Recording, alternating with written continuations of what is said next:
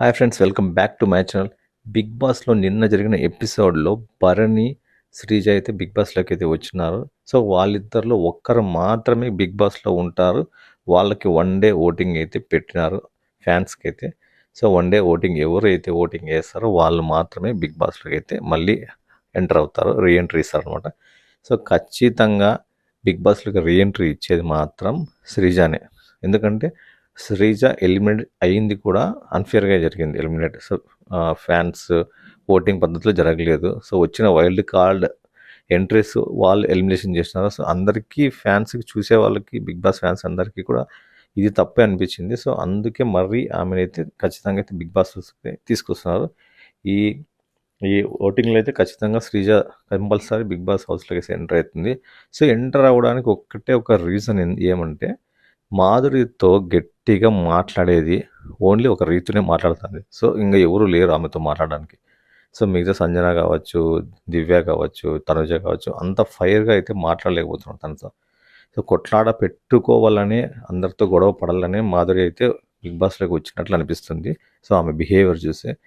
కానీ ఆమెతో అయితే పర్ఫెక్ట్గా ఆమె ఫైర్కి తట్టుకునే విధంగా మాట్లాడేది ఓన్లీ శ్రీజ మాత్రమే. సో శ్రీజ వెళ్ళిపోయినాక ఈ విషయం అందరికి అర్థమైంది.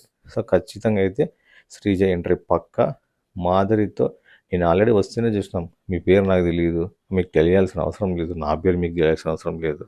బిగ్ బాస్లోకి ఫస్ట్లో మాధురి ఏం చెప్పింది, నేను ఇక్కడ బాండ్స్ పెట్టుకోవడానికి రాలేదు, నేను గేమ్ ఆడడానికి వచ్చినానని చెప్పింది. సో మరి ఇక్కడ ఏమైంది, ఆమె ఏడుస్తుంది, ఎమోషన్ ఫీల్ అవుతుంది, తనుజతో బాండింగ్ పెట్టుకుంది.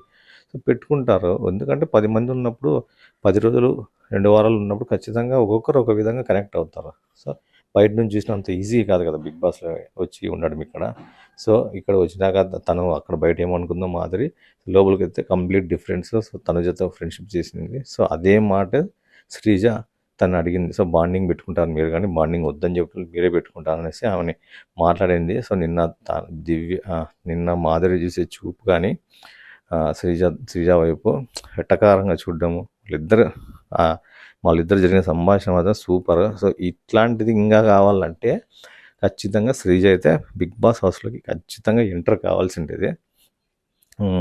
అది జాతిరత్నాల సినిమాలో అంటాడు కదా హీరో, ఏం ఫీల్ ఉంది మామ ఇక్కడ అనేసి. సో మాధురి, శ్రీజ, రీతు కొట్లాడుతుంటే మాత్రం ఖచ్చితంగా వాళ్ళు కొట్లాడుతుంటే చూడబుద్ది అవుతుంది. అసలు ఇంకా ఏమైనా చూద్దామా, నామినేషన్స్ ఎపిసోడ్ ఎప్పుడు వస్తుందా అని కాసుకొని కూర్చున్నట్లు ఉంటుంది.